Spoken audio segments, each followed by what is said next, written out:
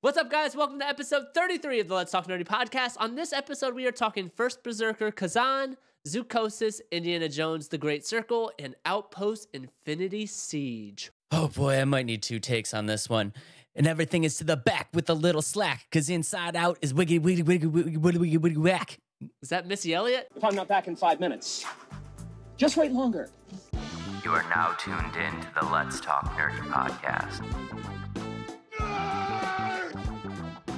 I love it when you talk nerdy to me.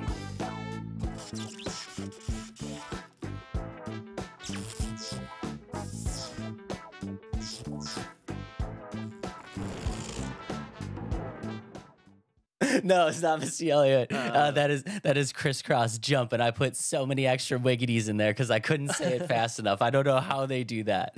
That's crazy. Yeah, I know that song, but I didn't remember like if it was a male, a female, or anything like that. But good choice. Good choice. I like that one. The first line hit so hard, and then I just fell. I'm so sorry, guys. I just fell off a ravine trying to hit those wiggities. Go ahead and roast me. I deserve it. Fun story about that. Boom, roasted you. Fun story about that.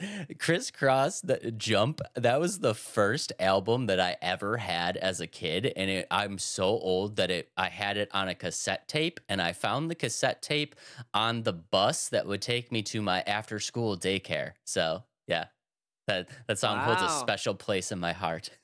Nice. You had a Walkman with the little tiny headphones. That's cool. Yeah.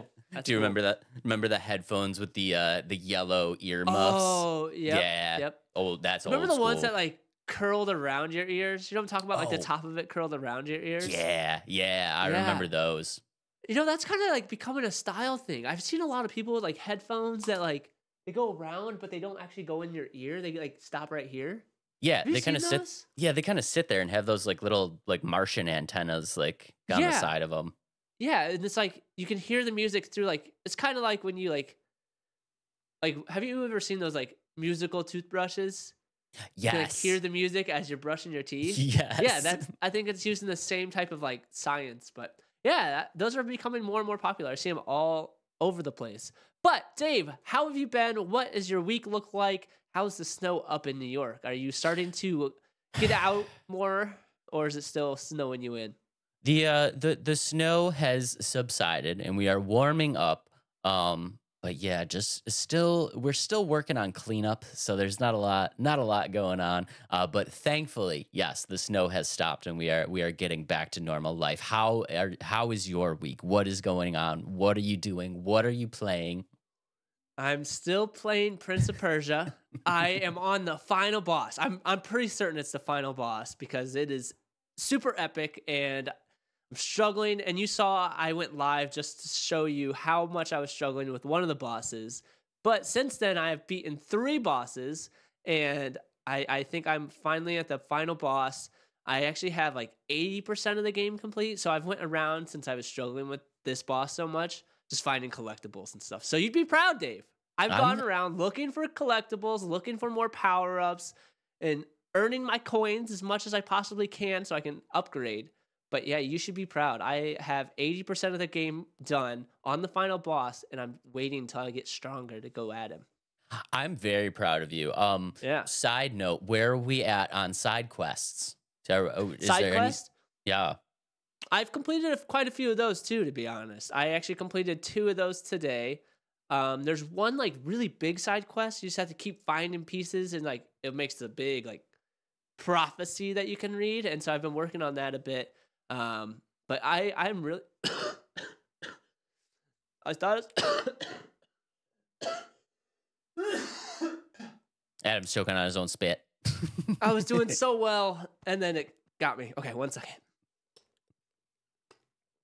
But yeah, I'm on this like main side quest that's like at the end, it's like a big prophecy. It's like on this wall. The more pieces you collect, you put it together. So I've completed that. I've completed a couple other ones, and I am really enjoying it. It's one of like honestly, like I can say this is probably one of my favorite games in recent time. I just need a minute, real quick. Our baby boy's all grown up. He's all grown up. I'm getting there. I think it's just. And I think Dave also likes the fact that it's a boss battle that has different phases, and I struggle over and over and over, and I still continue to try because that's not my type of game. If I can't beat it in a couple tries, I tend to give up. But nope, I'm sticking strong with Prince of Persia: Lost Crown. Yeah, I'm really enjoying it. I got a couple other games in line. Pal World is on the list of me to play. Unfortunately, I gotta beat Prince of Persia: Lost Crown, and then Pal World will come. I need to catch myself some Pokemon with guns. Prince of Persia, The Lost Crown is Adam's first step into becoming a Souls-like gamer. He is dipping his toes in the getting beat 47 times in a row by the same boss and just continuing to go at it like a champion. And I'm super excited for that. But yes, we are also excited for Pale World. Guys, if you guys have not checked out the Pale World review that we did cover this game. Preview. Yes. Yeah, we did cover this game quite a while ago. But it looks pretty cool. So yeah, I'm excited to see that one too. Yeah. And a lot of positive things about the game. Unfortunately, I was going to try to do a review on it, but I just don't have the time. But I'm excited to play, and yeah, it's out now, so check it out. It's in early access, so they'll be working on some things as the game kind of progresses and stuff like that. But Dave, are you playing anything? I'm not playing anything at the moment. I'm not going to lie. I have a few friends that are trying to get me into Warframe. Have you played Warframe before? I've seen a lot of people play it. It's just one of those games that's been out for a very long time. I think it's one of those games that's hard to get into if you're just trying to jump in. Yeah. So it's not really my style of game. I'm not gonna lie. It's a free to play looter shooter, and I'm just like, I want to get into it. I'm going to boys, if you're watching, I'm going to give it a try. I really am. I'm going to give it a try. We're going to get in there. We're going to do big things, and I'm going to give it a try, but I just haven't quite gotten there yet. You haven't made the jump. That's okay, because there's tons of other games that are coming out that are very exciting. Specifically, that one that you are excited about, right? First Berserker Khazan? Khazan. That's how I'm saying Let's go. Guys, our first game on the docket for today, the First Berserker Khazan. I am super excited for this game, and I just want to throw it out there real quick. I'm going to preface this by saying I think that this game is going to be something that most people are not expecting. And I think that most people are going into this thinking that this is going to be a Souls-like game, and I am going to throw it out there and say I'm not really sure that it's going to be that. Why do you say that? What do you think it's going to be like? We'll get into that into a second, but let's start it off. So, do you know anything about the First Berserker, where this kind of idea and stuff came from? It's kind of interesting. I mean, a little bit, but I'll let you take it away because this is your type of game. So you're gonna be able to expand on it more so than my little knowledge of what I found. Okay.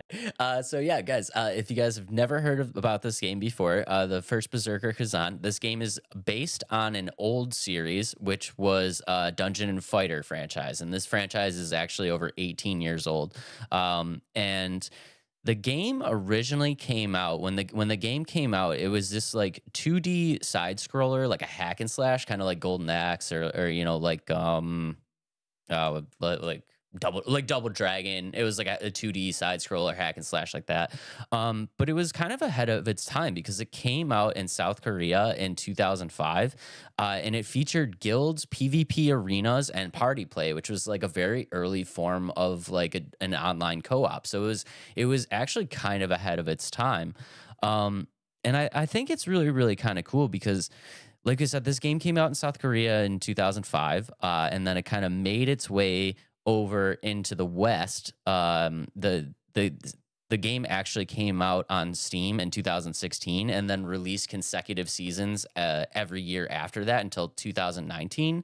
And the franchise has grossed over $22 billion worldwide, making it like one of the highest grossing entertaining media products of all time, which I actually thought was kind of cool. And I do think that some people might get turned off by that knowledge because Dungeon Fighter Online has actually in recent years kind of turned into this mobile experience, which is where a lot of that revenue has come from. But I do not think that that is going to hinder this game at all. So that's a little backstory on where this game came from. And now let's take a look at the gameplay. Adam, let's roll the trailer because I think it's going to be very, very sweet. Are you excited about this game at all? It's, again, kind of going into my view of games and what I like. The setting of the game looks cool, but knowing what type of game it typically means, not super excited for the game itself, but like the atmosphere and the aesthetics of the game is really cool. Yeah, that's kind of what I was thinking too. So guys, if you're just listening on the Spotify right now, basically we're watching this main character. And I think the way that they're doing this is just like very, very, very cool. And you can see like the glowing red hands, and that is like a quintessential thing from the Dungeon Fighter Online series. So there are references in this trailer already of Dungeon Fighter Online. So if you're a fan of Dungeon Fighter Online, this is you're going to have those Easter eggs. But I think one of the coolest things, and again, if you're just on the Spotify, I implore you to go to YouTube and watch this trailer because I think just the art style of how this game is created is very, very cool. I think that they figured out a way to kind of merge like a Unreal Engine style new style of gameplay with like an anime, and I think that's really, really cool. I've never seen anything that looks quite like that before. And actually, that's funny you say that because that's in my notes too. I was like, oh, the art style is really unique because it's like you said, it feels like it's Unreal Engine, but has an anime look to it. But the background and stuff doesn't. It's like you know what I mean? It's almost like it's like pasted craftily in the game where it feels like it shouldn't fit, but it does, and that's why I think it's really cool looking. So that's a great way to put it. It's almost like they figured out a way to make like these elements in the foreground look very anime and the elements in the background look very Unreal Engine 5 game style, and they've just found this like really creative way to kind of blend it all together so that it looks very natural, but it looks very unique, like nothing I've ever seen before. And I'm super excited to just play the game and see what that feels like to play a character that looks like that. It's so cool. Yeah, I agree. And it's funny that you say that because you're not the biggest anime fan, but I think the fact that it's putting into a game style you like, it's like got your interest even more because that like it is really cool. And it's funny that it's finding a way to put you into the anime world without actually being an anime TV show. So again, guys, you know, I mean, if you guys are listeners of the show, you know, I'm not the biggest anime fan. I'm really not. But it doesn't mean that I don't appreciate it. You know what I mean? It's just like I honestly just feel like there's so many things out there. Like there's so many things that you could be into that it's hard to just be a fan of all of them. And it's not that I don't dislike anime. I just never kind of like took that leap into getting into it. You know what I mean? So I really appreciate the art style. I think the art style of anime is really, really, really cool. And to put that into a game like this, like I'm excited to just control a character that looks like that. I think it's gonna be so sweet. Now, did you see much of what's like in store for the game itself? Like, how is it gonna work in terms of like the gameplay mechanics of it? Did you see much of that? So a little bit about the game, a little backstory. We do have a little bit of a story here that we can kind of hang our hats on. So this has been confirmed. You are playing as General Khazan, and basically what is going to happen is that you are leading your army into battle, and you have successfully protected and saved what is known as the Pelos Empire. I'm sorry, I have to look at my notes because I want to make sure that I get this right. So you have successfully defended and saved the Pelos Empire by defeating the Berserk Dragon Hismar and the Dragon Legion. And the twist here is that after you do this, you are wrongfully accused of treason and exiled from the community. So for whatever reason, they think that you are kind of like behind the attack, even though you're actually the one that kind of saved them. And the whole story behind this is going to be Khazan's journey to figure out who kind of set him up and extract his revenge. And I think it's not really like a crazy story. It's one that's definitely been done before. But I do think that, you know, it's good enough. It's good enough. I'm fine with it. I think it's going to be one of those games that the story may not hit home like hard, but it's one that the gameplay is going to kind of take away and make the game fun to play. And from like the little I saw is it's now, so it says it's a hardcore action RPG. Do you think it's going to be as hard as like general Souls? Like, are they going to have different like, okay, easy mode, like you can select this difficulty, or do you think it's going to be one mode? Like going back to the specific of like the Souls, like this is the difficulty you play at, and if you can't beat it, then get good kind of situation. Just kind of going back to where we started, I do think people are kind of under the interpretation that this is going to be a Souls-like. And as you guys know, I'm a huge Souls fan. I'm a huge Souls-like fan. And I really kind of like did a little bit of a deep dive and did a little dissecting of the trailer. And specifically, I was just looking at like the gameplay and the fighting like style that I'm seeing in the trailer, and a little bit of a dive that I did. So this is being published by Nexon. It's being published by Nexon, being developed by Neopol, I believe that's how you say it. Neopol.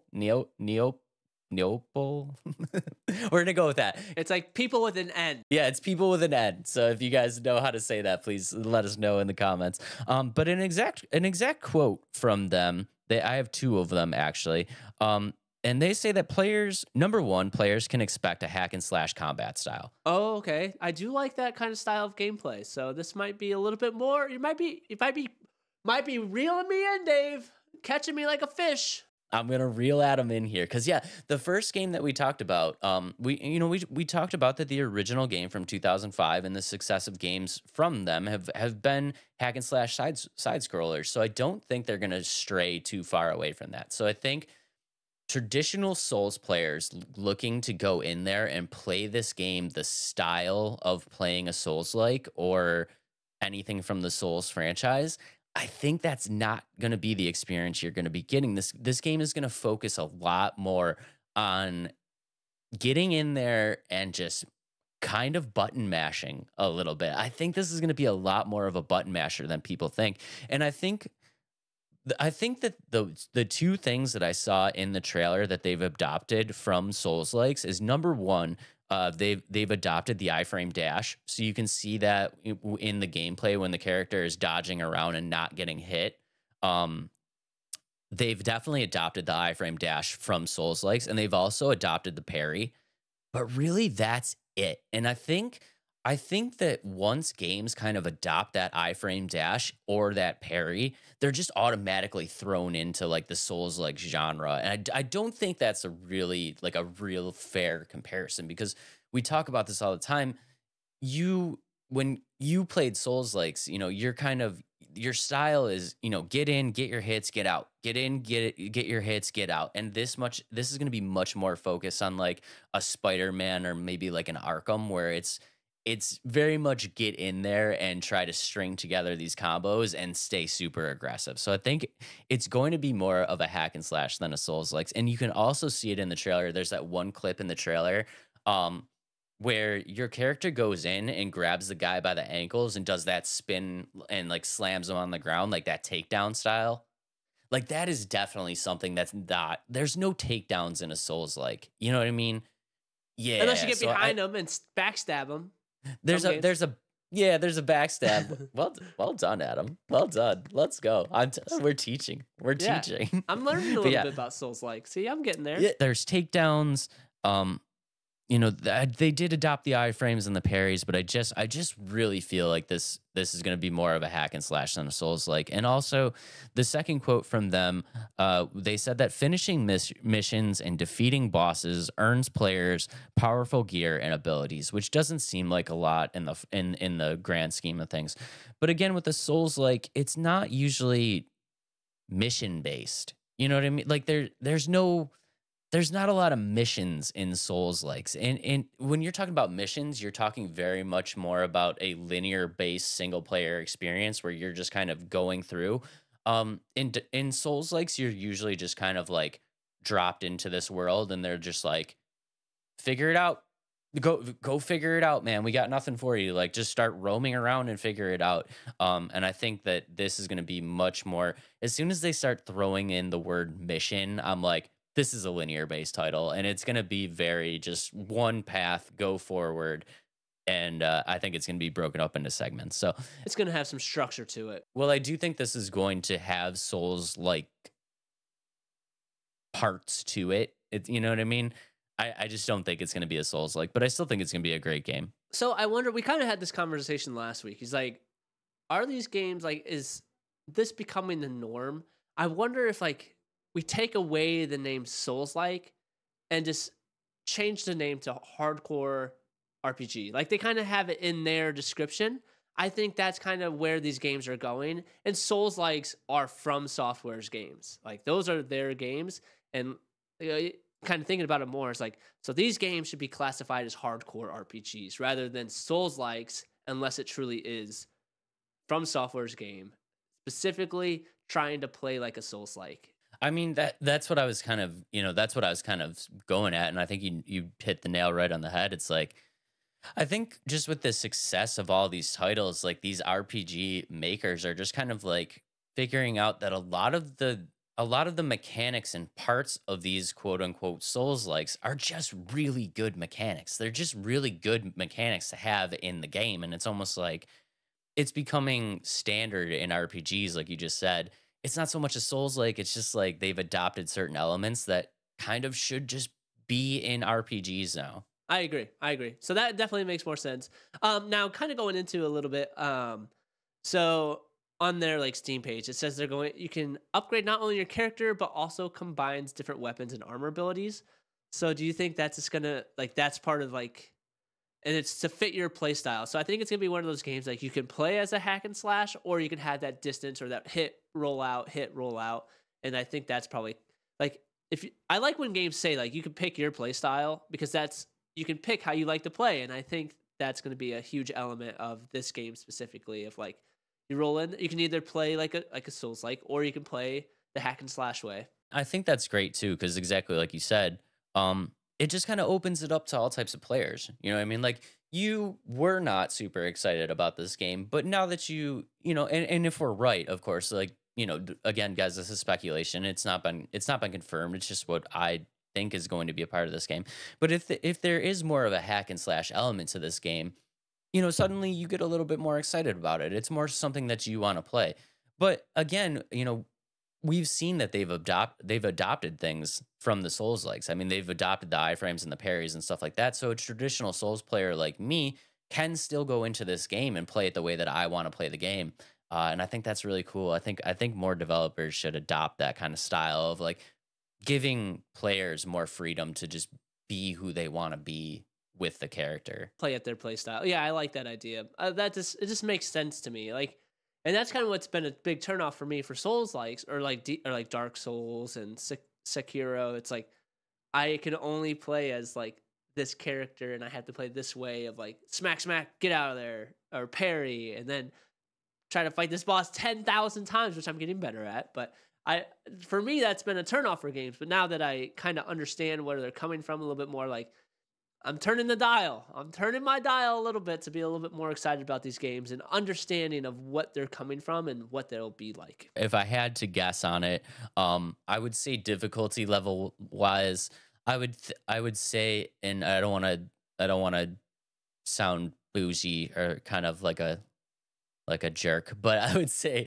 from a traditional Souls player, like a traditional Souls standpoint, if you're a traditional Souls player, you're a Sekiro, you're a DS3, you're a Bloodborne, player, this game is probably going to be like a step down from the difficulty level that you would be expecting. I don't think that this game is going to be like quote unquote I don't think it's going to be as quote unquote hardcore as they say it's going to be. I think it's going to be challenging, but I don't think it's going to be frustrating. And I think that's a really good line to have. Because, like, you know, if you're a Souls player, you kind of almost enjoy that frustration. You know what I mean? Where casual players don't really enjoy the frustration. They want a challenge. I mean, they don't want it to be like, I'm not even thinking about this super easy, but they don't want to spend 4 hours trying to fight one boss. So I think this is like gonna be a good mix. I think it's gonna be really, really good. Right, and that's kind of how I like my games. Like, I like to be a challenge. Like, I don't want to beat them in one try,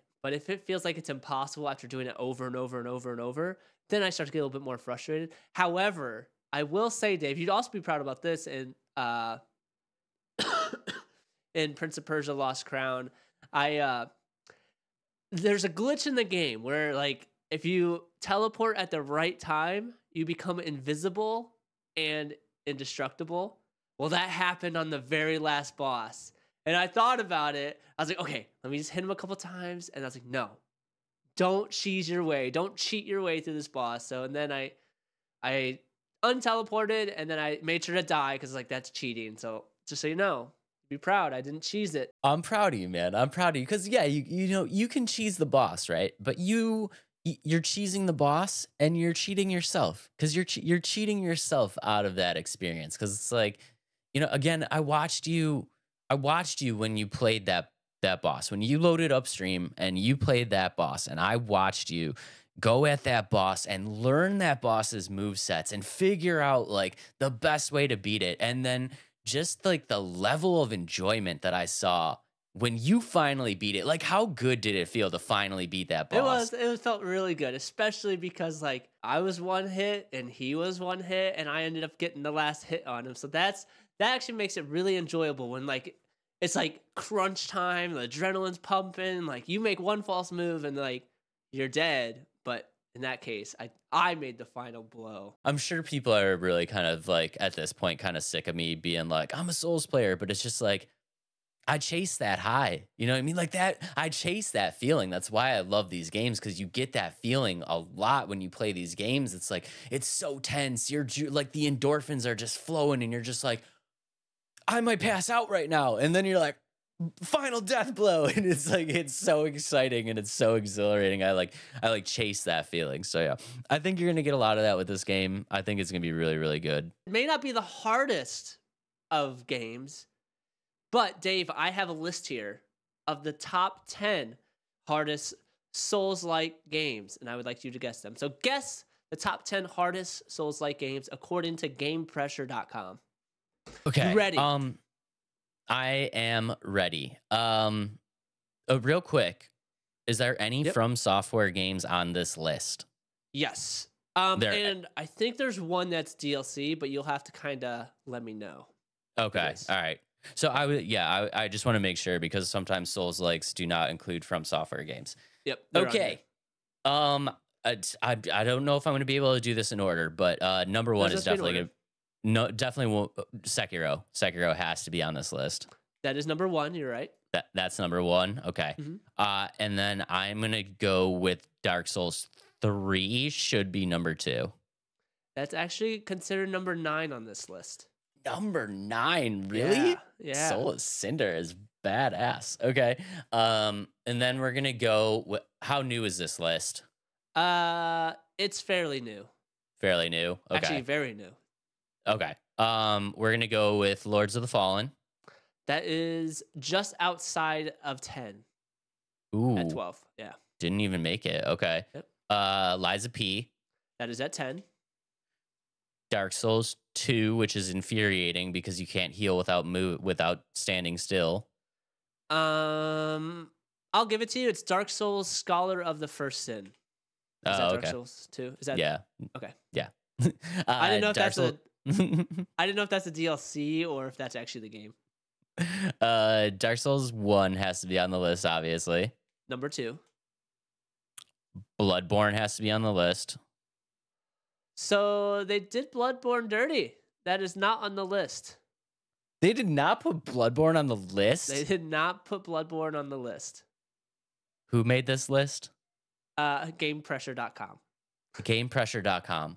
You failed. I will find you. You failed. You failed. Yeah. There's a couple other lists that did have Bloodborne as number 1. As number 1? Yeah. So these are all subjective lists, but you know.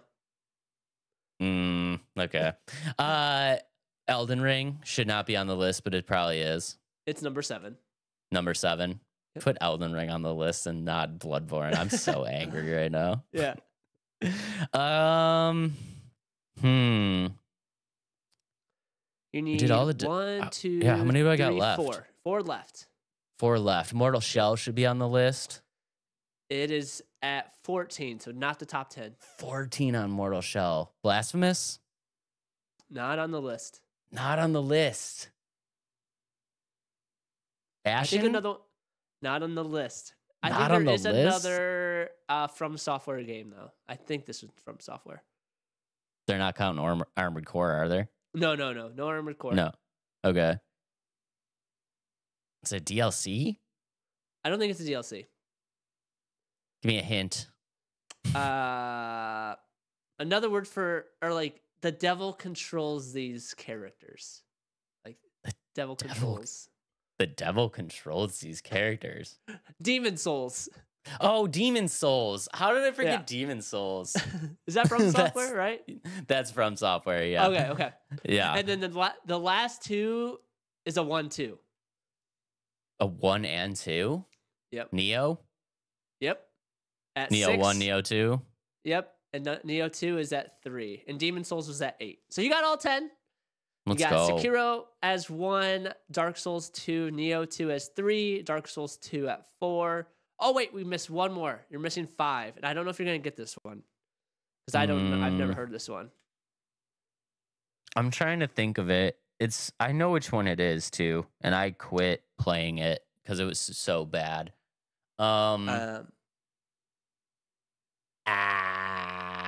Would you like me to give it to you? Yeah, just give it to me. Wolong Fallen Dynasty. Oh, Wulong. Yeah. Oh, Wulong. That's Wulong Fallen Dynasty at 5. Fallen Dynasty. Yeah, no, that's a good game. That's not what I was thinking of. I was thinking of one other one. That's gonna drive me nuts. It's okay.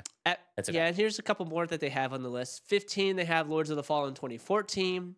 Yeah, and we already said Mortal Shell at 14. Code Vein at 13, and then The Surge at 11. Surge is good. Yeah, that should be on there. I cannot believe they did not put Bloodborne on this list. I'm so angry. Like I said, I tried finding a bunch of different lists because there were some that didn't have any like From Software games, and I just want to include some of those. So, but yeah, they did not put that on this list. Yeah, so but I thought that was pretty fun. You did pretty good, actually. You know your Souls likes, obviously. I mean, I play them. I live for them. I live for them. I gotcha. All right, moving on to our second game that we both kind of are like, we don't know much about and a little curious of what this game is going to be, and that is Zoochosis, a game about saving animals in a zoo as a zookeeper. The best game of the evening, ladies and gentlemen. I'm going to give zero introduction to this. Roll that trailer so people can see this absolute like gem madness. Of a game. Oh. So if you're just watching on Spotify, you're petting this cute little giraffe in this eerie little setting, and you're looking at this giraffe through this thermal scope, and now he's puking and turns into this mutant-y giraffe takes off. It's very odd. Very spider? odd. Giraffe spider is a way to put it. And then the other giraffe attacks you. And so essentially what you are in this game is a zookeeper, and it's from as you can see in the footage, if you're just listening on Spotify, it's this body cam footage. So that realistic feel that you're watching yourself or watching through the eyes of like your character. It's a horror survival game, and it really has the feel of being dark, very jump scary, with many different aspects of the game. You'll see like dead animals and like chopping up things. It seems like pure chaos. This part really gets me. So again, guys, if you're just listening on the Spotify, the thing that we saw there is I do believe that looked like a human body going into the grinder to become food for these animals. I wonder if it's not a human. I think it might be the alien, like the mutant of it, and like it's just bunched up to look like a human. And then I don't know what animal this is, but that is crazy looking. What was that? Like, what kind of animal is that? I have no idea. Yeah, but like we said, so this game is a horror survival game that you become, it's a first person psychological body cam horror simulation is the way they describe it. So you get to play as a zookeeper, and essentially your goal is to take care of the animals by feeding them, cleaning up after them. But there's a parasite that begins to infect the animals and that transforms them into mutants. And so on top of taking care of these animals, you have to find a vaccination / cure for them. And another thing about it is it's a choice-based game. So like in the end, like your choices will matter on whether or not you save the animals, whether or not you die, whether the animals die. And so I think it's, you know what it kind of reminds me of is one like Dave's friend Storm, and like a guy that I kind of hang out with too sometimes in his stream. He plays mortuary assistant, and it gives me that vibe. You know what I mean? It's like, it's definitely a completely different setting, but the way the game kind of moves and plays, it gives me that vibe of like mortuary assistant and a little bit of like just horror games like that in general. So that's why it looks interesting to me from that standpoint, because it seems like a game that it would be right up his alley, to be honest. But it looks cool to me. I don't know what you think. Can I just throw it out there and say that this game is Five Nights at Freddy's when you're a zookeeper? Yeah, that's another thought I had of it too. It has so many like feels of different games, but also completely different and unique to it, and that's why I think it looks really cool. Yeah, it does. It does look really, really cool, and I think this is going to be a great game. And I think this game is going to get like a lot of buzz, actually, because like we said, we talked about this. Storm, shout out Storm. Know you listen, buddy. Thank you for listening. This game is going to be a great stream game.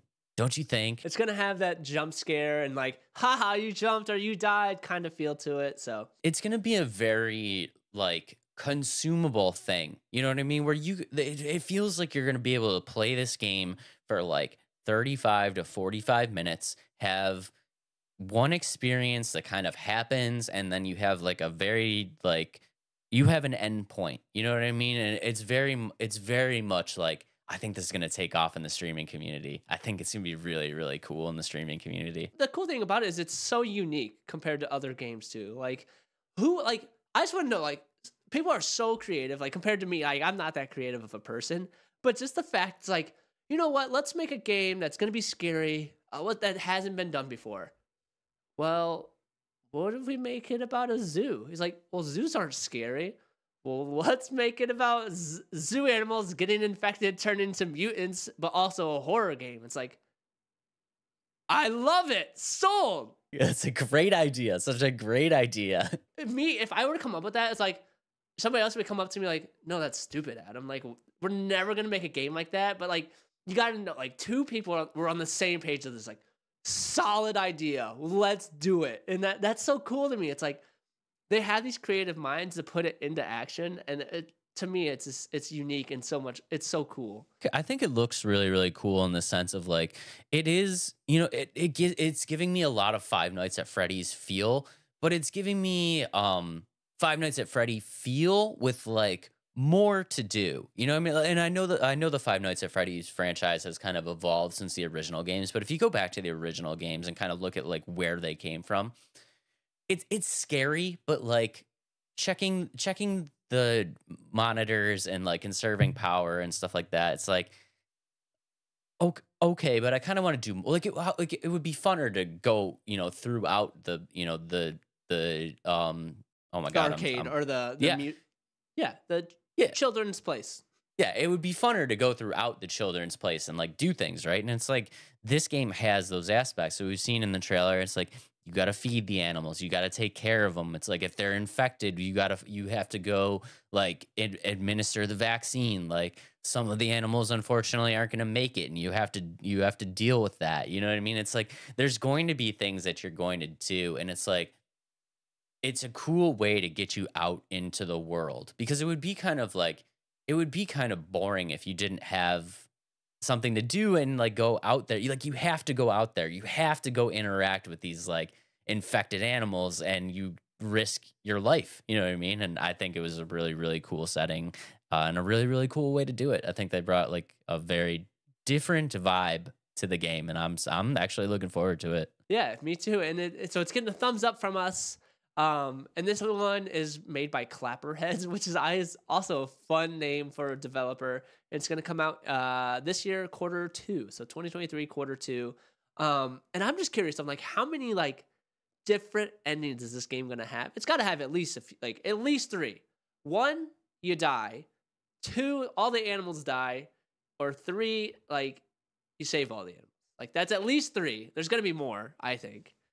I would say there's probably going to be at least 5 or 6 to get the replay value in. And I think I wouldn't be surprised if one of them is you end up getting infected. Ooh. Yeah, that's would a be good idea. Yeah. that would be a cool ending, you getting infected. And then I'm sure they're going to come up with some crazy nonsense for like the last 2. Yeah. The setup for Zoochosis 2. They'll set it up for Zoochosis too, where the animals not only get infected, but they breach the zoo and make it into like the general pop. There we go. And it's going to be called Peoplecosis. Peoplecosis. It turns into a normal zombie game. Yes, and then it turns into a normal zombie game, except the zombies are all giraffes and penguins. Right. Yeah. There's not much else to say about this game because it's so simple, or like it's very unique, but it speaks for itself, I guess, is what I'm trying to say. Is like this game, there's not much where we could add to what this game is not already showing us, and it's one that it's going to be on my playlist, and I'm super excited about this one. Yeah, drop it on your wish list again, guys. It looks really, really cool. I can't imagine that the price tag on this is going to be super ridiculous. And if you're a streamer and you're constantly in that streamer boat of like, I don't know what to play. You know what I mean? Like I want to stream, but I don't know what to play. Drop this on your wish list and get this on your stream early. Be one of the first people to get this on your stream, because I really feel like this is going to take off in the streaming community. It should be really, really good. I do have one question about the game though for you. And like we said, it does have the body cam footage. And that's kind of the view that you're getting of the game. Does that body cam fisheye footage, like, does that feel weird to you looking at that trailer? Like, does it just feel unnatural? I think it feels the opposite, to be honest. I think it adds a element of like, because you have a lot of these first person games, like they don't have a good peripheral. Like, I can take that back. PC, you can get up to 120 degrees of peripheral, but in real life, you can see much more than 120 degrees. If that makes sense. I just think it's hard to make it not look like a bubble, if that makes sense, like with the fisheye look. But I think it makes it look a little bit more immersive, like because you can see more of like as you would as like a real person, I think, if that makes sense. But that's just my perspective. When I first watched the trailer, I was like, is this a VR game? And it looks like it should be. Yeah, it looks like it should be a VR game, right? I think it's going to be really great. Adam thinks it's going to be really, really great too. Drop it on your wish list, and definitely check out the trailer. If you guys are just listening on the Spotify, do yourself a favor, head over to YouTube, check out the trailer, because it's absolutely insane. Kind of going into VR 1 second is if this game is made by Unreal Engine 5, there's an app where you can play any Unreal Engine 5 that's a first-person game in VR. Really? So like if you want to play Fortnite in VR, you can. I saw that they were doing that. I want to try that out, but I'm still stuck on the MU VR, like the retro gaming things. So I don't know when I'll get to it, but I am excited about trying that. So that's this game, Dave. Now, these are some unique zoo animals that are infected. Very unique. Yeah. Let's do a blind ranking of zoo animals. Blind ranking of the best zoo animals ever. Spoiler alert, I don't have giraffe snake on my list. Or giraffe spider on my list. All right, let's flip it. All right, you're going first. You want to get quizzed, or you want me to quiz you want to quiz me first? Let me quiz you first. Let's go for it. it. All right, let's do this. All right. Blind ranking of zoo animals starting now. Dave, your first choice is a penguin. Oh, number one. At your first choice, yep. Oh, I love penguins. They're just so cool, man, with their little waddles. Ah, dude. Yeah. I gotta put it at a 2. I'm gonna use the 2 hole right now for a penguin. I got to. Right off the bat. Gotta do it. Your second choice. I gave you all bangers on this list, by the way. Really? Your second choice is a lion. Ooh. Oh, do I use the number 1 spot? Number one. Putting lions number one. Doing it. You're doing it. Putting it at the top. I'm doing the it. King of all animals. Simba would so, be proud. It's just so cool to see a lion. I live in upstate New York. I'm never going to see a lion. Yeah, that's true. That's true. All right. Your third choice is a zebra. Oh, zebras are cool. I'll put it at a 4. They're all right. Ooh. They're cool. 4. They're cool looking, but they never do anything. Like, you go to the zebra thing and they're just standing there. It's like, that's true. You're kind of like, okay.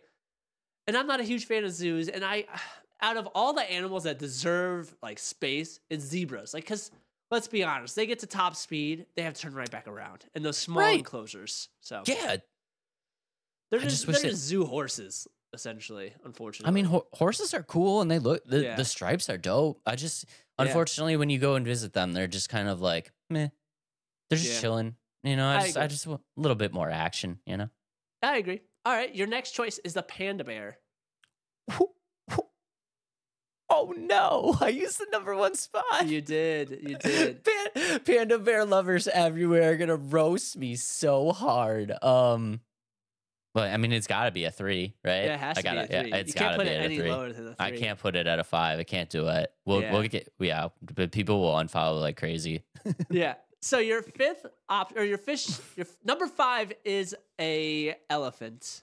Elephants are at number 5. Elephants are dope. Yeah, I'm okay with that. Yeah, I think you would probably switch elephant and zebra. Is that what you'd probably do? Yes. Yeah, I'd probably switch elephant and zebra. But the rest of the list I'm good with. Yeah, I think lion number 1 is like a must. Or a panda. If you could flip the two, those are interchangeable, I think. Oh, I'm sorry, panda lovers. I'm gonna keep lion securely in number 1. Okay. I like it. Okay. I like it. All right. Adam, you are up.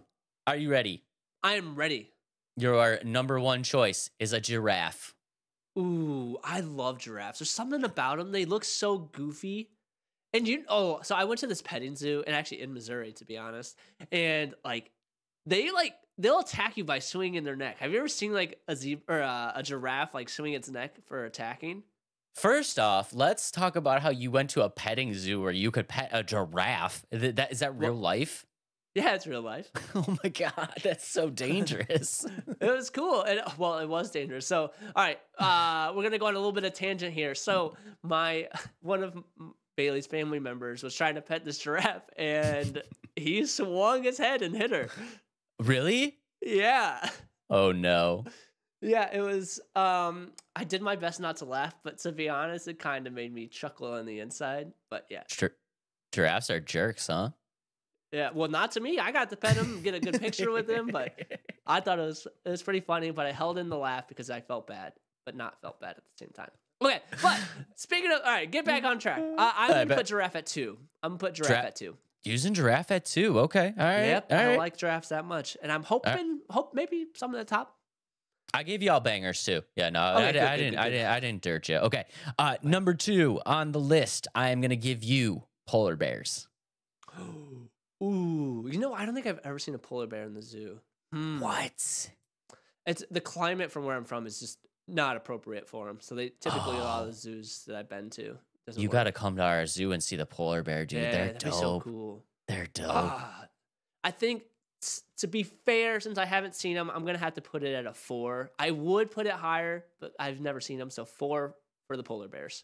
The polar bear, okay, well that's acceptable because it's just your situation. But the polar bear is so cool, dude. He's got at our zoo he has like this cave kind of like rock enclosure, and then in the center of it is like this big like lake kind of pond thing. Okay, dude, and he's so cool. He has this like floating barrel, and he like takes the barrel and jumps in to the water with the little barrel, and then he's like floating on his back and like spit. It's so cool. It's so cool. Bears in general are the coolest. Some of the coolest animals. They're so scary, but they're like from a distance they're just like so cool looking. You're like, he's so chill. Like I know he would eat my face off if he was anywhere close to me, but from this distance, pretty chill. Yeah. Pretty chill. Yeah.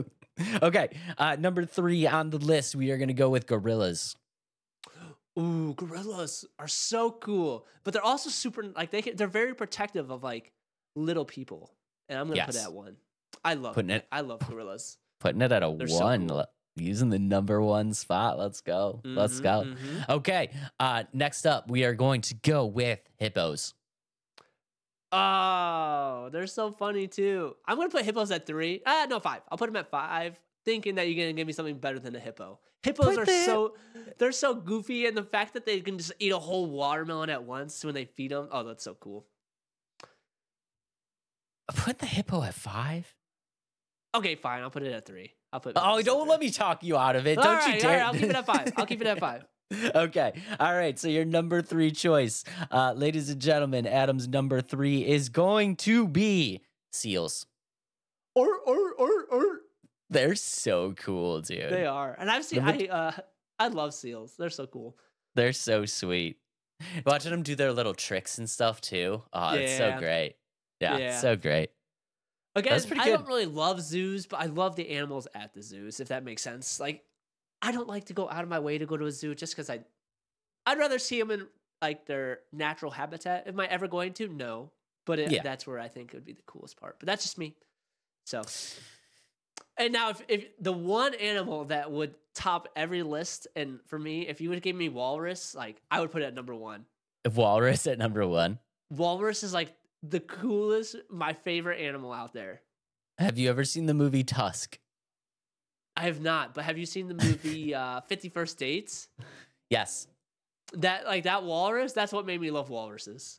That's a great movie. But I'm gonna say I'm going to need you to watch the movie Tusk. It is from Kevin Smith. It stars Justin Long, and just report back to us on the next episode what you think of that movie. Tusk, I gotcha. I will mental note to watch that movie by next weekend. Fans of the Tusk movie listening right now are patiently awaiting your stellar review of this movie. Okay. All right. That was fun. All right. Moving on. Next game. Indiana Jones, The Great Circle. Whew. Dave. Oh, a little unenthusiastic sigh. Let's hear it, Dave. I was very positive about the first 2 games today. I was so proud of myself. But not this one. Okay, I kind of want to hear it. So I have a little bit of a mix of both, to be honest. We'll kind of see where this takes us. But let's go ahead and roll the trailer first. So if you don't know, Indiana Jones is getting a game.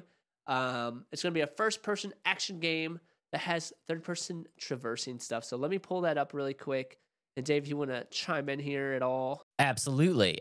So this story is going to be taking place in 1937, which puts it in between Raiders of the Lost Ark and The Last Crusade. So a very, very cool timeline in the Indiana Jones franchise. And if you guys are just listening on the Spotify, right now what we are seeing in the trailer is a very kind of quintessential Indiana Jones moment where he is buried up to his neck in sand, and we're seeing the new boss, which is being the new villain, which is being introduced for this series, kind of talking to him.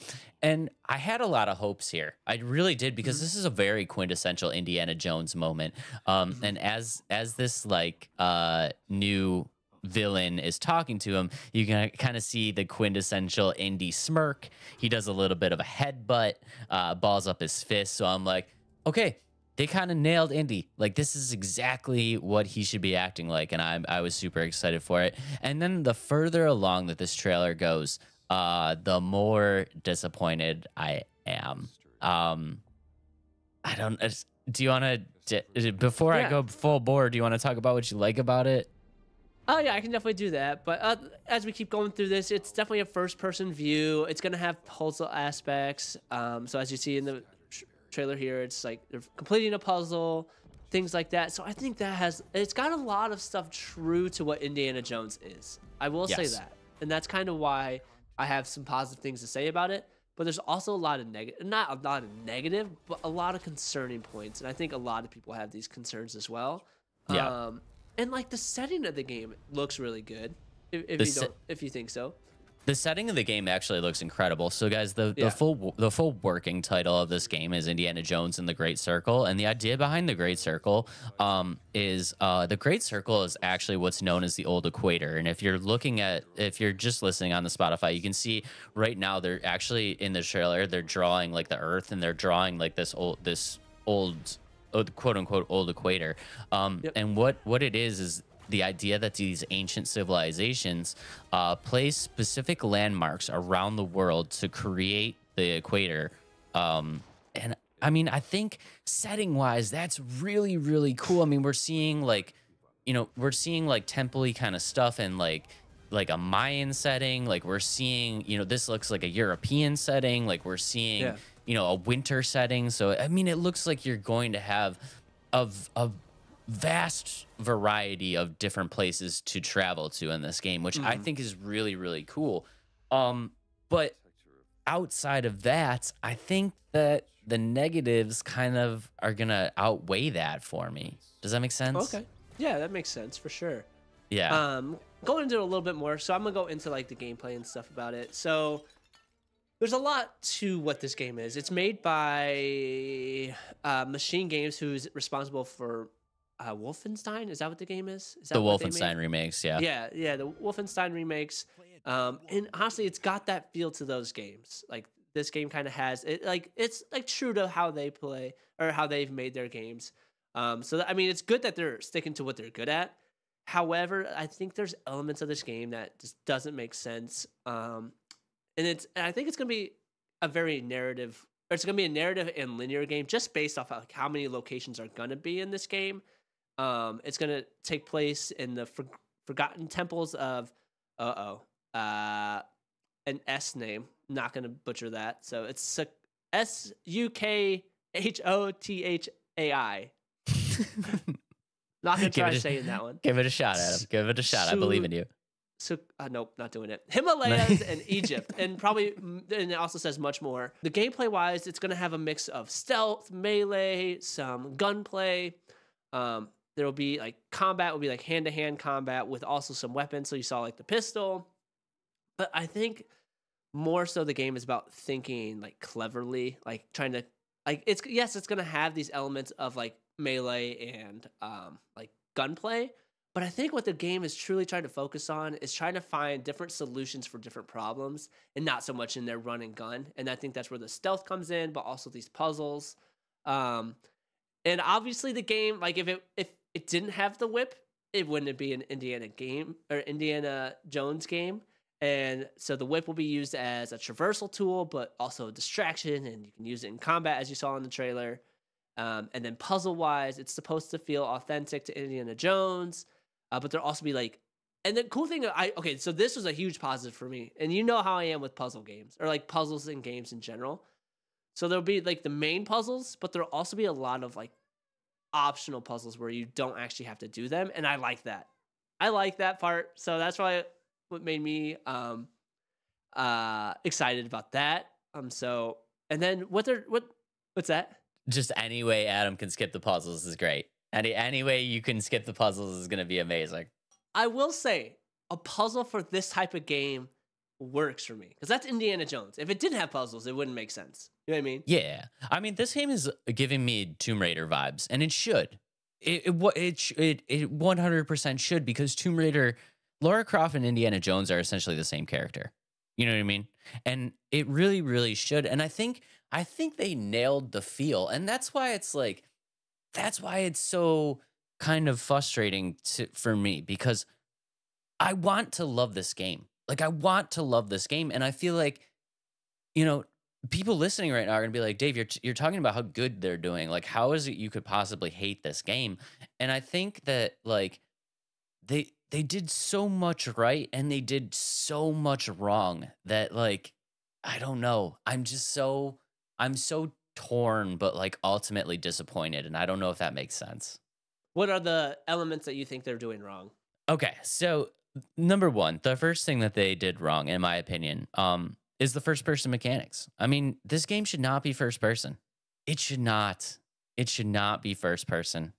And I see it in your face. You kind of like that it's first person. I could see it going either way, but I like that it's first person in the sense that like you're playing through his eyes. Like you're playing as Indiana Jones, and I feel like it brings you closer to the immersion of like doing the puzzles and like looking at your surroundings. Like I think it makes sense for the game. And also it makes sense for Machine Games because that's the type of game that they make. And so like it'd be weird for them to just like, yeah, let's do a third person game that I've never done or like we've never done before. So I see that, but also there are a lot of people that think that this game should be third person. And I also see the flip side of that. It's like because you want to see more of the world that he's engulfed in. You want to see more of like the trouble that's surrounding him. Like I understand that, but at the same time, like I could see the game going either way, and the game does have third person elements through like traversing and stuff. Like, is that not enough for you, Dave? So that's I'm glad you brought that up. It's like seeing it through Indiana Jones' eyes, and I don't know if I'm alone here. And guys, let us know in the comments if you're with me on this, because I might just be a complete outlier. But I don't want to see it through Indiana Jones's eyes because I'm not Indiana Jones. I'm controlling Indiana Jones. So I want to see it in that third person view where I'm seeing Indiana Jones interacting in this world. I'm not so much pretending like I'm Indiana Jones. Does that make sense? I think this comes down to personal preference. Because there are a lot of people that think this game definitely deserves to be third person or should be third person. But I think there's the flip side of it. The people that do like first person games and that really want to feel like they're Indiana Jones. For me, I would rather feel like I am Indiana Jones from his perspective. I want to see everything that way. But for you, the style of game that you like and love is third person. And so like that makes sense. And I think this game could have gone either way, to be honest. Okay. And we did talk about it. I mean, there are third person aspects to this game. I honestly just like, and just kind of backing up what I said before, I think they should have done it the reverse. I feel like this game should be primarily third person and enter into first person in specific areas, not the other way around, being in first person and then jumping into third person in specific areas. I think that's flip-flopped. You know what I mean? I feel like they flip-flopped that. I don't know, man. Again, I think it comes all to personal preference and what type of game that you like playing, to be honest. Because it's just like look at the other successful games in this kind of like niche. It's like Tomb Raider and like Uncharted and stuff like that. It's like I kind of just wanted that vibe. But I think with that though, they probably want to stand out a little bit. Like they don't want to just feel like another, like they don't want to feel like a Tomb Raider slapped on with Indiana Jones IP. They don't want to feel like an Uncharted with an Indiana Jones IP. They wanted to feel like Indiana Jones, a game that they made from a Wolfenstein style, Machine Games style. But they shouldn't have done that. Like we already love Tomb Raider and Uncharted. Just make Uncharted 5 with Tomb Raider with Indiana Jones. Fortunately, Dave, it's too late. It's too late. And I think it's going to be a split of people that like first person, that want that type of immersion, and people that are disappointed because it's not third person. But also, Dave, you got to look at it as Xbox exclusive. I mean, it's a game that you probably won't get to play anyway. Whatever, I'm fine with it. Although I do have some concerns about the game. I have a whole list. That was just number one on my list. So yeah, go ahead. I'll go into a couple good things. I do think that they nailed, like, it's not exactly Harrison Ford, but it looks like Indiana Jones. I think they did that pretty well. The character model is okay. I've definitely, and like I said, I've been an Indiana Jones fan for a long time, and I'm an old school gamer. I've seen a lot of bad character models of Harrison Ford. I've seen a lot, and I think this one is actually pretty good. They do a good job capturing like a feel of an Indiana Jones movie. Like, you know what I mean? Like, it feels like it's gonna tie in well to like the Indiana Jones franchise, if that makes sense. I agree with you there. Unfortunately, like, one of my negatives is like it's not planned for PS5, but it's a Bethesda game, so that's why.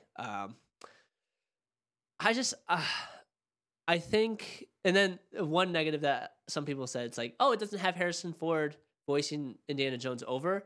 Exactly. Okay, but you gotta think, Harrison Ford's like where's my money? Like, I need this money to be in this game because you got to admit, They should have paid it. I think with how much of a split there is between people they're disappointed that this game's not gonna be first or third person versus the ones that want it. And then that it's strictly Bethesda, no PS5. It's gonna limit the amount of purchases. I just don't think they have the budget to put Harrison Ford in it, but they did put like a big actor in it. Isn't it his name? Like he's been in a lot of other stuff. Troy Baker. Troy Baker is going to be the voice, and this is not a knock on Troy Baker. I think he actually did a very good job making it close. But we talked about this when we talked about Exodus with Matthew McConaughey. It's just like, I don't know. This is this would be like Deadpool without Ryan Reynolds. That's exactly what we're looking at. We're looking at Deadpool without Ryan Reynolds, and that's just like, I don't know. It's John Wick without Keanu Reeves. Like, it's Die Hard without Bruce Willis. Like, it's, I don't know. Is Harrison Ford like a video game guy? Has he been in other video games? I don't remember. I'm doing a quick Google search. I don't think he has been. And so like, that's just the thing. Like, video games aren't his thing. So it'd be like probably either one, they couldn't afford him, or two, like he doesn't have the backing in of this game. You know what I mean? Like he doesn't have the desire being in a video game. Well, I mean, Harrison Ford has done voice acting before. In video games though? But just because it's a video game just because it's a video game medium doesn't mean that it's anything different than doing like voice acting for a movie. I mean, it's just essentially voice acting. It'd be the same as if he voiced a character for like a Pixar movie or something. You know what I mean? What voice acting has he done? I don't know. He's had to have done something. I feel like I've heard his voice on something. I really don't know. Do a quick Google search, Harrison Ford voice acting roles. See if he was a character in anything. I don't have any video games of him, so he's been in any video games. But movies, he had to have done some voice acting. And I think just because it's a video game doesn't necessarily make it like he can't do it, because like, oh, he's never done video games before. It's just, I just think he wants to do it though. Like it's one of those things that's like, I don't want to do it. So well, I mean, he played Han Solo in Lego Star Wars. So yeah, there you go. So I mean, maybe they just didn't have. It's probably a budget thing. They just didn't have the budget to call Harrison Ford and be like, "Hey, come do this for us." Lower your price, Harrison Ford. You're already rich, man. It's hard because, like you said, Troy Baker did a good job. Yeah, he did. Sounds cool. It sounds like an Indiana Jones. Looks like an Indiana Jones movie, like style. So that's why I'm excited for this. But one other concern I have is like, I think I don't think there's going to be a wide variety of animations in the combat. I feel like it's going to get repetitive. Like, and you kind of see it in the trailer where Indiana Jones is punching the guy in the face, and then it cuts to another scene of him doing the same exact punching to the face. Like, I feel like it's going to have a lot of the same repetitiveness of like combat, the whip, and like the gun. Like, I don't think there's going to be a lot of animation to that part of the game. I think the puzzles and that stuff is going to have a lot of uniqueness to it, but in terms of like the combat and the interacting with other people is all going to look the same. Do you want my honest opinion here? That's what we do with this podcast. I think this is a cash grab. Yeah, I could see that, cash grab. I think this is a cash grab. I think that they're going to rush this game out, and I don't think it's going to be very, very good, and they're going to try to put it out because they're going to capitalize on the hype of the new movie that's out. And I just don't.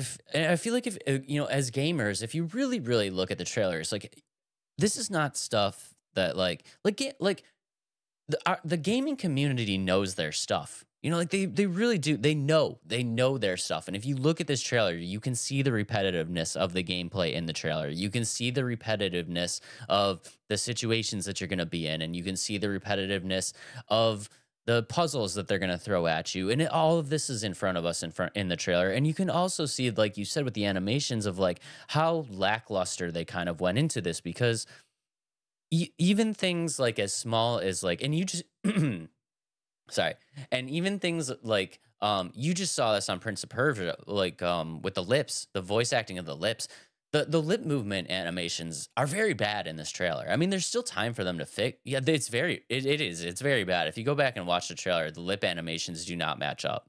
And we implore of like the cinematic scenes, how good they look, and I think that aspect of the game looks really, really good. But if you look at what's supposed to be the gameplay portion of the game, it looks pretty like last gen to me. It doesn't look like they've like created anything spectacular here. I feel like this is just like, unfortunately, I just feel like this is going to be a game that's rushed out to capitalize on the hype of the movie, and whatever they sell is what they sell. And okay, fine, we made it. We made an Indiana Jones game to pair with the movie. Like, Yeah, I guess I could see that for sure. And I think you might be right. It might be a cash grab. Do you think the story's going to be good though? Do you think it's going to have a good story to it? I don't. You don't? I don't. And I like the idea, but I'm trying to grasp it how they can kind of do this, because I think setting wise the idea is very, very cool, and I actually did like some kind of deep research into this. And again, guys, the working title of the game is Indiana Jones and the Great Circle, and basically what the Great Circle is, we talked about it, is the old equator, and these ancient civilizations have created monuments and landmarks that kind of mark the old equator. And the only thing that I can kind of grasp from this is like if you know anything about like our Earth, the equator is the exact center of the Earth, and it kind of dictates the angle that the Earth rotates on. And the only kind of thing that I can get grasp from this is that at one point back in ancient civilizations, with the equator being different from what it is now, what that means is that at some point the Earth rotated on a different axis than what it's rotating on right now. Does that seem accurate? Makes sense to me. So how okay, but who cares? Like how It's probably gonna have some treasure. Like if you line it up, if you get in line with this circle, it's gonna have a treasure. Okay. Or some power or something like that. Okay. I just don't know. I don't know how they're gonna work this into something great. And I'm sorry, guys. I'm sorry. I hate that I come on here and crap on games sometimes. I really, really do. But I don't know. Like you said, this is our honest opinion of games, and I wish this game would be great. I wish that they would do something more with it. But I just, in my heart of hearts, I just feel like this is a cash grab that's going to disappoint people. Yeah. Also, like, it's owned by Disney, so I think we're cash grab. So, and then that's kind of what we've been saying. Like, are these new video games made by Disney, Marvel, and stuff like that? Are they really going to be good games? Or are they just smacking it together to get the most bang for their buck before it dies? And this could be one of those situations, especially like you said, trying to push people towards the new movies. And so yeah, sideways thumb, like Adam said, sideways thumb. I hope it's gonna be good. My gut says it's gonna be not what people want, but yeah, hopefully there's still time. Hopefully they get it right. But with that said, we're not sold on this game being a great movie game or a game based off of a movie. However, we have a list of our best video games based off movies. So, I'm so excited for this. Guys, this will be a draft of the greatest video games to come from movies ever. Ever. Ever. I'll let you start it, Dave, because I bet we have a different list. Seriously? Mm-hmm. Okay. Oh shoot! I think there's gonna be one that you're gonna take. Oh, well, oh okay. I'll let boy. you have Okay. Guys, Adam just handed me the greatest video game made from a movie ever, and that, of course, is GoldenEye 007. Ooh, dang it! It was on my list, but it wasn't at the top of my list. So I'll let you have it. Dave. The FPS that started it all had to be on the list. True. Had to do it. That's true. All right, my first pick is the Lego Star Wars trilogy. Let's go. Like, that's one of the best movies based off, or games based off a movie ever. Like, for sure. I kind of knew this was gonna be here, and I'll be honest. I wanted to put them on my list, but I left them for you. Thank you. I appreciate that. Love you, buddy. Love you, buddy. Okay. Next up on my list. Next up on my list is gonna be I don't know. This one might be a little controversial because some people liked this game a lot and some people didn't really like the game. But I'm gonna go back a little bit in the PS era, and we're gonna go with The Godfather. I think The Godfather was a great game. I had a lot of fun playing that game. Yeah, that one wasn't bad. I remember it, but like, it wasn't like a one that I like. I was like, oh, I love that game, but like I remember the game, and I don't remember it being bad. So people kind of touted it as like a knockoff GTA, but I think for what it was pretty good, and it followed the storyline pretty good. I mean, too, it's like there was scenes from the horse head in the bed, like all of it. It's all in there, and it's like that's pretty good adaptation of this movie. Yeah, I like it. Well, my second pick is Toy Story. Oh, they've made some really good games. I tell you, that's like when I was like looking for like my retro games to like play on that, like the MUVR, Toy Story's in there. I have it. That's great. Yeah. Yeah, that's a great one. That's a great one. Okay, guys, with my next pick, I'm going to take the Matrix PS2 era. Yeah, I can see on Adam's face. I'm probably gonna get I actually didn't know they had a game, to be honest. Really? Yeah, I didn't know. Okay. All right. Yeah. So the game, I'll be honest, does not hold up very well today. If you go back and play it, it does not hold up very well. But just to have that like slow motion kind of running on walls, kind of like Matrixy feel in a video game when I was like in my PS2 era, was pretty cool. So I got to put it on the list again. Guys, it does not hold up today, so don't waste your time going back and playing it because it's a little janky, but yeah, still going on the list. I like it. I like that one. It makes you feel like Keanu Reeves in a video game.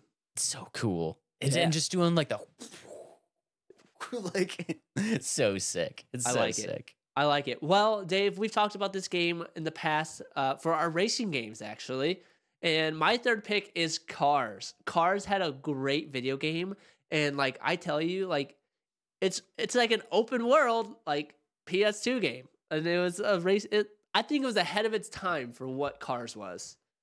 I feel like I kind of like knew your list. Like as I was making this, I was also making your list in my head too. That's funny. That's funny. Yeah, that's on my list.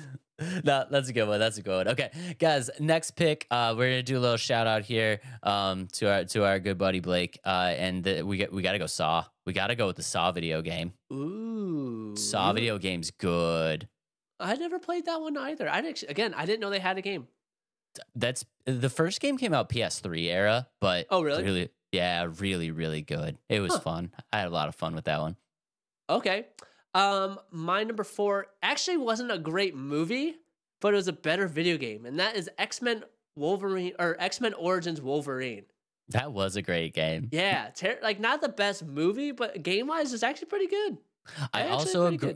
I also agree. Not the best movie, but yes, indeed, a great game. Okay, and guys, last up on the list to round it out here, we are going to go with a little bit of the Warriors. Warriors come out to play. Come out to play. That game is actually done by Rockstar, and like that was so good, dude. Like that was essentially GTA as the Warriors, and they were true to the franchise. It was really, really cool. I mean, just playing that game and like beating up on the baseball Furies and like doing like it was so sick. Yeah, going with the Warriors. That's a good one. Well, yeah. my last pick of the draft is the Incredible Hulk. That's a good game too. You could just the pure chaos in that game held true to what the Hulk is, and I love that game. And they need to make a new Hulk game. Once again, a better game than movie. Agreed. Agreed. But some honorable mentions that I have on here is Spider-Man 2, Percy Jackson's King Kong. That was actually pretty fun. Yep. And then Shrek. Those are my honorable mentions. Good. My honorable mentions, we got to go a little Batman on the NES. We're going to go with Aladdin from the Sega Genesis era. I thought about putting that one on my list, but I didn't. We're going to go with a little bit of Scarface. We also have the entire Star Wars trilogy on the Super Nintendo. Yeah. Quite possibly one of the hardest Super Nintendo games I've ever played. And shout out Storm. Storm, this one's for you, buddy. A little Dune 2, the original Command and Conquer. Okay. I one other game that I was not good was the Amazing Spider-Man, the one that was based off of Andrew Garfield. Yes. It was so bad. It was so bad. It was probably the worst Spider-Man or superhero. No, Avengers #1, and then Amazing Spider-Man was the easy taken #2. It's so sad too because Andrew Garfield is my favorite.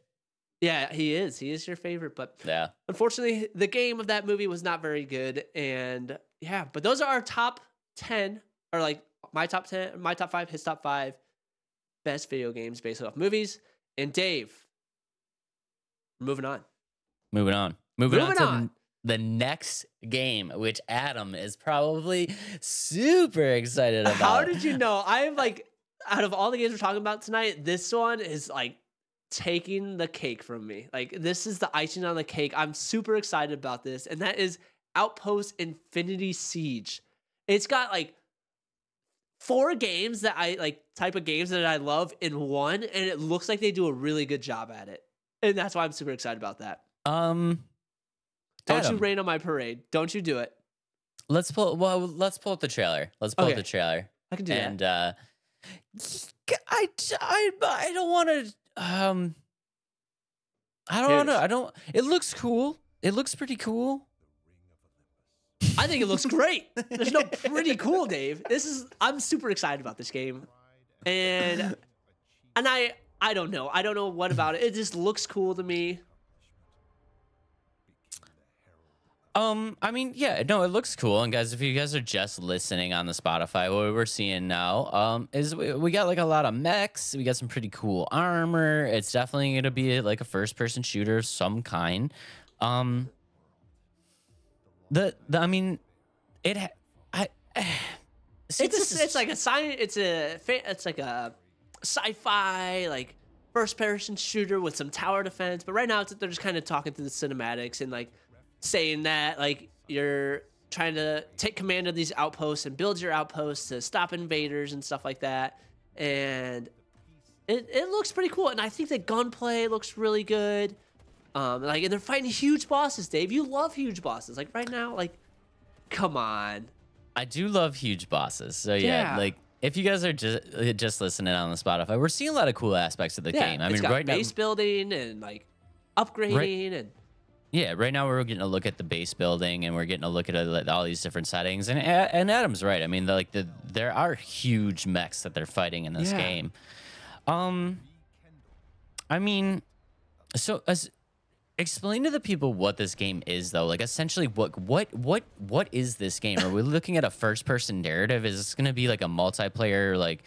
See, because it looks like I'm seeing like aspects of like Call of Duty, and like now I'm seeing aspects of like Command and Conquer, and now I'm seeing like, and then we saw aspects of like Armored Core, and I'm like, I'm having a hard time understanding what this game is. Well, hopefully I can help you a little bit, because this game is supposed to be all those things in one. It's so cool to me. So it's essentially, it's a first person, but it's also tower defense. It's got the Command and Conquer.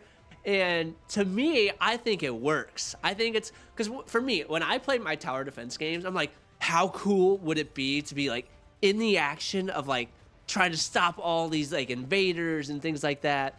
Because I don't know if you ever played Total War or Warhammer Total War. I can't remember the actual name, but like every time I play those games, I'm like, I want to like, because I try to zoom in as close as I can to see the battles.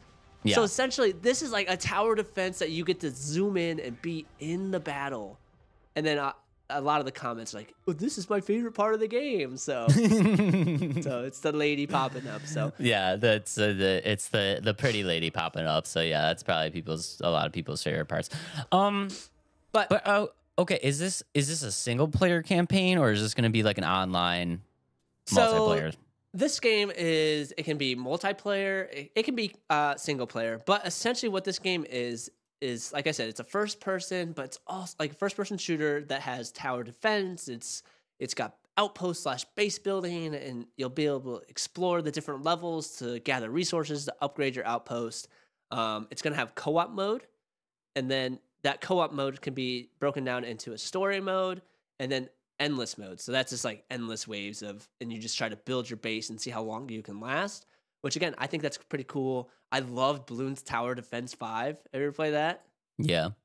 And then I remember you playing that too. I love that game. And so like for me, like this game is like out of tonight I'm like blown away on what this game looks. It looks good.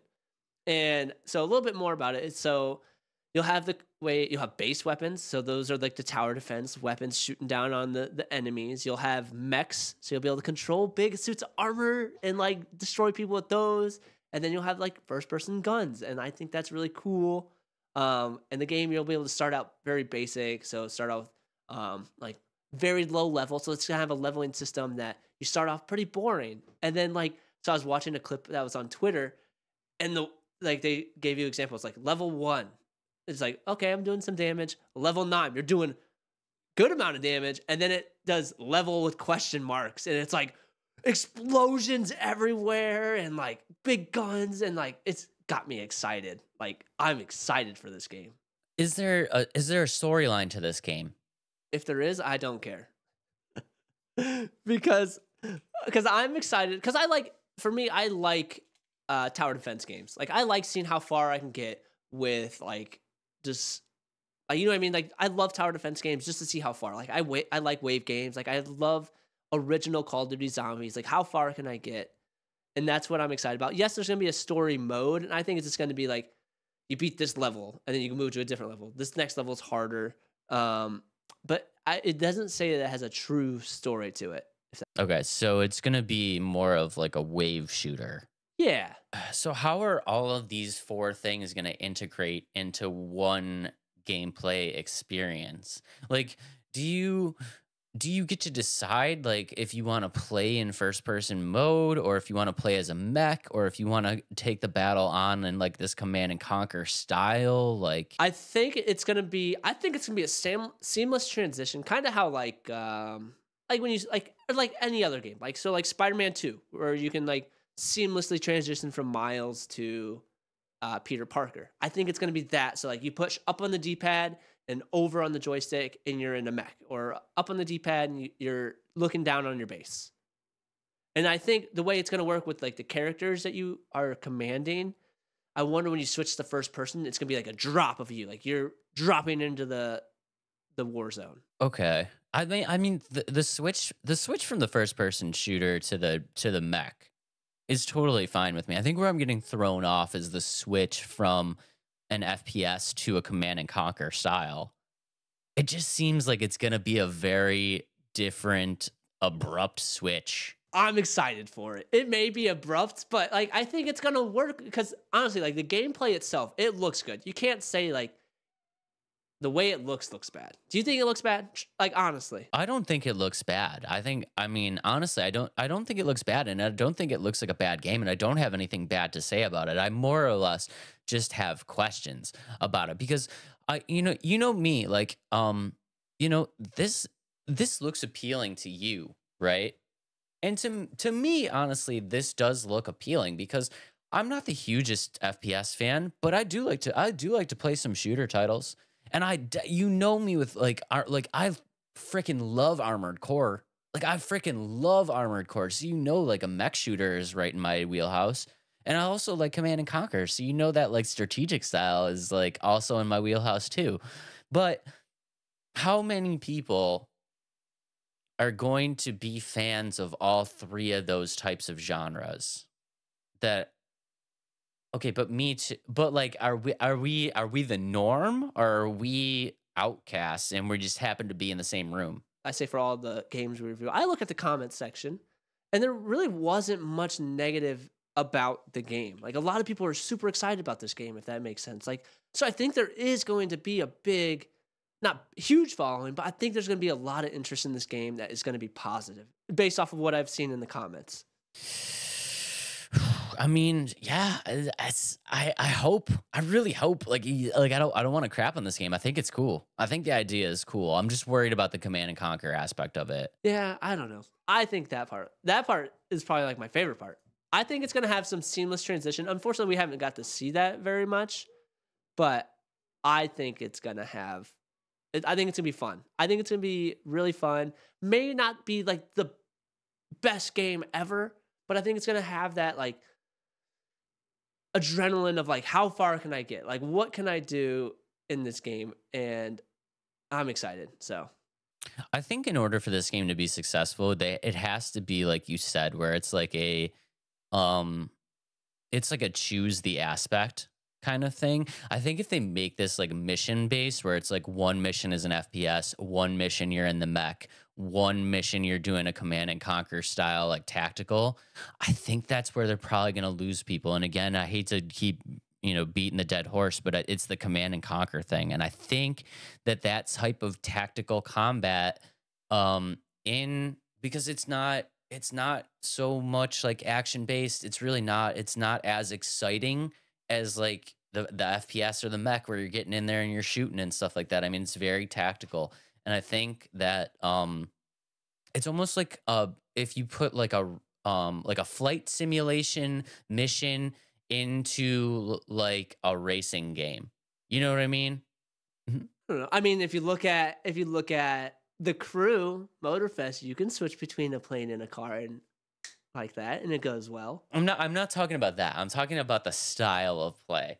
Like think about like a arcade style like the Crew where you're racing, and then think about your time spent in like the flight simulator, like when you were flying the plane. It's a very different experience. You know what I mean? It's very slowed down and much more like tactical. Think about it instead of run and gun action. And I think for some people that's going to deter them if they have to do that. I honestly think that this game is going to make it feel like there's action everywhere. And I think what's going to make this game feel cool is like, so you're fighting on this front, and then like in first person, they're like, hey, we're getting attacked in this front to the side. Like we need to up our defenses. And so that's when you expand your map or like go from that top down view, and you change the way the rest of the fight is being fought. And so you like change some of your defenses to be like, okay, group A, fight ahead. Now let's split group A into two. Now go fight over here. And then like, so that's cool. Like you get to like think about the fight in all aspects, not just like what's in front of me. Okay, so it's like a command and conquer style, but basically what you're doing is you're like controlling the rest of your troops, and then once you have them placed where you want them, then you are like jumping into that first person and like either being you or the mech and then actually getting into the fight. Yeah. That sounds incredible. Yeah, that's what I think it is. I think that's what it is. And actually, so as we were talking, I pulled up a little gameplay. And so that's kind of the way they're going to do it is so when it gets to the top down or like the tower defense, you like I said, you do it that way, but also the way you call your mech, you go into that top down view or that tower defense and you call the mech to where your character is, and then you can jump into your mech and like grapple into your mech. I'm sold. See? I'm sold. Man, this game is so cool. This can be I'm so sick. excited. Okay. That's what I think that's how it's going to be. And that's what I saw on like literally I just pulled up gameplay. Like I just happened to find some gameplay on it. But yeah, so I'm excited for this because it's going to combine all these games that I like into one. It's got Titanfall. I love Titanfall. It's got Balloons Tower Defense in a way, plus like Total War, Warhammer-esque, like top-down Command and Conquer. And then it's got first-person shooter. Like, come on. Armored Core mech shooter too. Yeah, there you go, Dave. The very like that's probably that was the most intriguing part of the trailer to me, because that I freaking love Armored Core. It's so sick, and like just seeing the way I really focused in on how the mech looked like it would control, and it does look super fun. It looks like they nailed like the mech mechanics that coming as like an Armored Core player, that's the mechanics I feel like it should have, and I feel like they nailed it. So yeah, I'm excited. Congratulations, Adam. Double thumbs up for Congratulations. me too. Oh, I had a lot of questions. You answered a lot of questions that I had, and now I am excited for this title. I think it's going to be really, really cool and very, very unique. good. Because I think that's what sold me on it too. It's gonna have a very unique. Like it's just different. Like there's no game that combines all three of these elements into one game, and that's why I'm excited. I mean, good on them, dude. Like honestly, just in this day of like just so many titles that it's nearly impossible to come up with an original idea. This is clearly an original idea, and I think they're swinging for the fences on it, and I wish them luck because I think it's gonna be sweet. And it goes back to that conversation of like, how creative can people be? It's like, hey, okay, all right, game ideas, pitch them. Let's hear it. Oh, let's make a first-person shooter. Love it. Okay, let's make a tower defense. Ooh, let's add mechs to it. Yes. All right, now how can we combine them all? Sir, we can't. Do it anyway. Like, so, and then that's so cool to me, and I think this is so much different than what you see in games, and that's why I'm excited about this one. Looks really, really, really cool. Like I said, my very small expertise on this is going to be the Armored Core section, and just looking at the way that the mech controls in the trailer.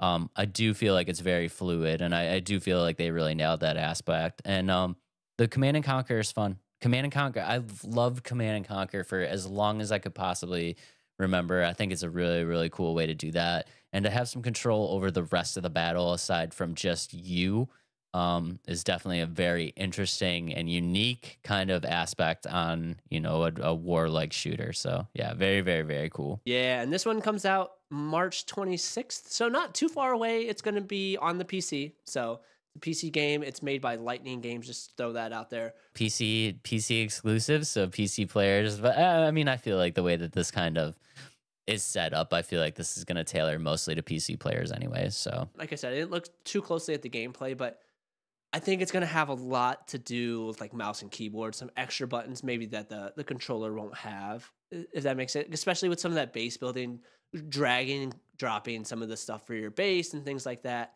And so like for me, I don't mind because I like mouse and keyboard games, unless I'm going against like people that are good, like Call of Duty Warzone. I suck at it, so. I mean, I think like exactly like you said, though, if it really is this fluidity between switching to these different aspects, it's like it almost needs to be PC. I mean, that would be really, really hard to control with the controller and be as responsive as you. I feel like you kind of need this game to be, especially if you're jumping in and out of first person to the rest of it. It's like, yeah, this probably needs to be a PC title. I don't know why, but this game like blew me away as I was watching it. And I think it just has every game type that I love into one game. And it's got mechs in it. I will look forward to your full text review that you will send me on the 26th, followed by the stream on the 27th. Okay, sounds good to me. Sounds good to me. But this has some mechs in it, but maybe not the best mech / suits of armor. But we have a list of our best mech / suits of armor. We had to have a list. We had to have a list. All right, let's do it. Mm-hmm. Oh, I actually won one. Let's go. So this is a draft of the best mech / armor suits of all time. Okay. And with the number one pick, there is only one place that I can go. Ooh. Megazord. Going with the Megazord.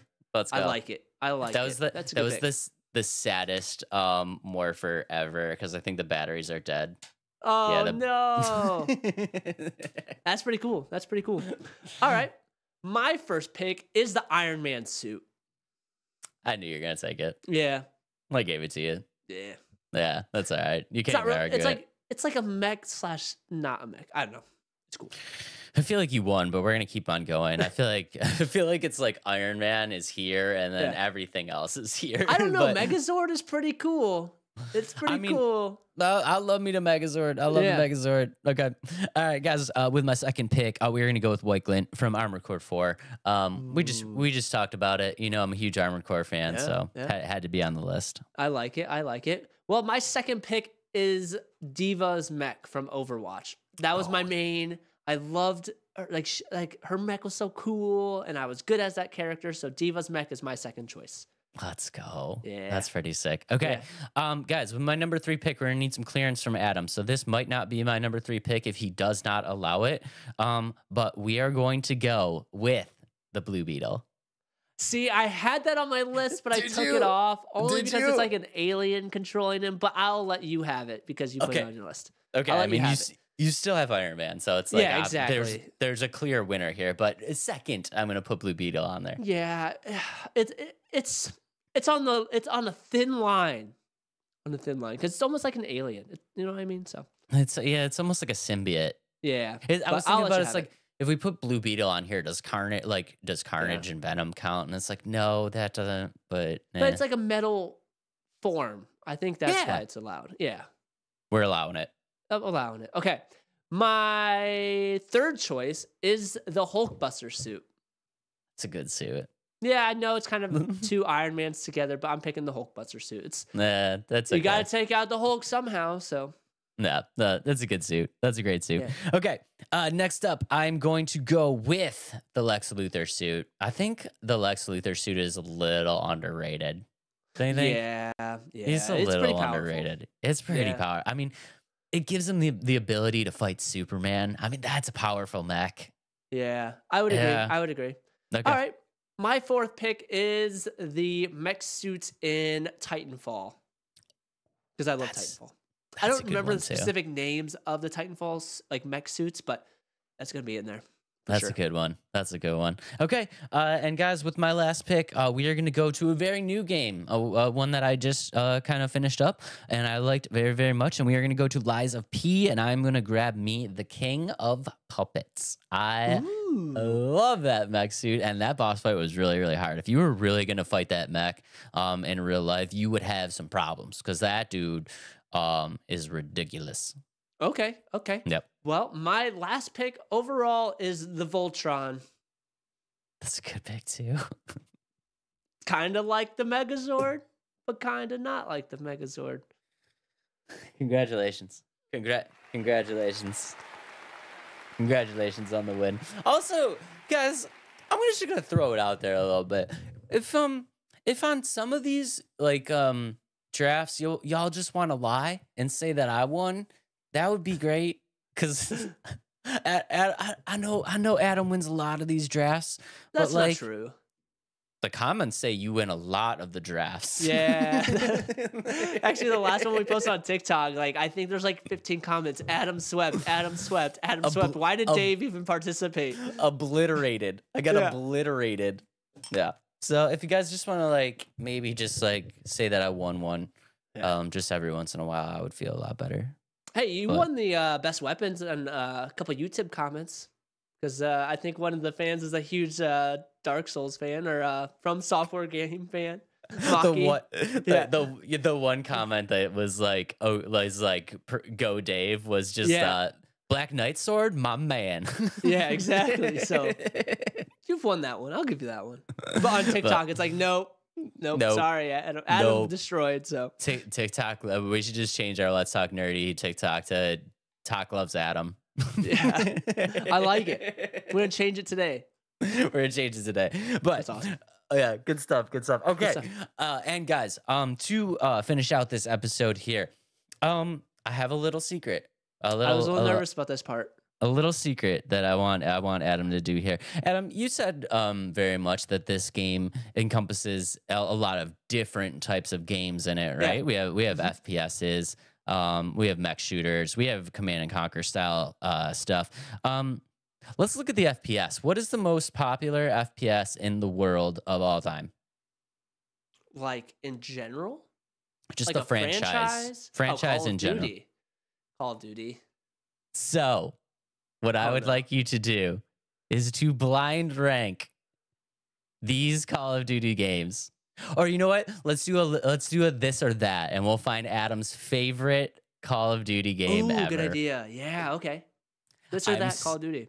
This or that Call of Duty for the best Call of Duty game ever created. I am so excited for this. I cannot wait for these comments. I want to post this video immediately after we are done here. That's awesome. All right, here we go. Let's go ahead and begin. Adam, your first choice are Vanguard or Cold War? both not the best. Definitely not the best. I think I'm going to end up switching either way, but to hold the spot, I'm going to put Cold War, just because like Black Ops Cold War. It plays like a Black Ops game, so I'm going to go Cold War. This is going to be so awesome. I'm so excited for this. Okay. Next up, we have Cold War or Modern Warfare 2. Which one? The original Modern Warfare 2 or? The original. Oh, definitely the original Modern Warfare 2. Okay. Then we have Modern Warfare 2 versus Warzone. Warzone, Modern Warfare 2. Modern Warfare 2 versus Black Ops 4. Modern Warfare 2. Black Ops 4 was kind of bad, so I'm gonna say Modern Warfare 2. Oh no. Okay. Yeah. Modern Warfare 2 versus Advanced Warfare. Modern Warfare 2. Modern Warfare 2 versus Infinite Warfare. Modern Warfare 2. Oh no, dude. Infinite Warfare or Modern Warfare 2 versus Modern Warfare 3. The original Modern Warfare 3? Yep. Ooh. See, Modern Warfare 3 is when I was getting really good at the game. But Modern Warfare 2, I'd probably put more hours in. All right, I'm going to switch to Modern Warfare 3. Really? I really, really love Modern Warfare 2, but in terms of like my skill level wise, I was much better at Modern Warfare 3. I did not see that coming. Okay. Yeah, guys, that's tough. Adam's best Call of Duty game of all time. Modern Warfare 3. The original Modern Warfare 3. The original Modern Warfare 3. I'm going to get some slack for that because the two are neck and neck, to be honest. I love both of them, but I think skill level wise, I was so much better at Modern Warfare 3. I'm just excited for these comments. Let's go. But yeah, super excited for the comments. I kind of threw Adam off guard there, so we'll see how that goes. But awesome episode, dude. That was great. Yeah, it was great a great episode. That was super fun. Got some good games coming out. One that we're not super excited about, but two that we have some big old thumbs ups for. Three big old thumbs ups because the first Berserker, Indiana Jones, prove us wrong because we want to love you, but you're owned by Disney, so it's a big concern. So we'll kind of go from there. Hey, we had a 75% positive episode. That's pretty good. Yeah, exactly. Most of our episodes are positive, if I do say so.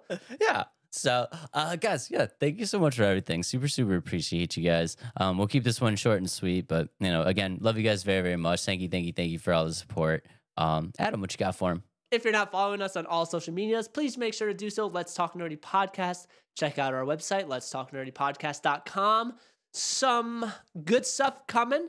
And if you have not already, make sure to tippity tap that like button. Subscribe if you want to keep watching our episodes and our shorts because those are entertaining, and we'll go from there. Love you guys very, very much. Thank you for everything, and we will see y'all on the next one. Peace out, nerds! Harrison Ford, lower your price. Yeah, lower your price, Harrison Ford.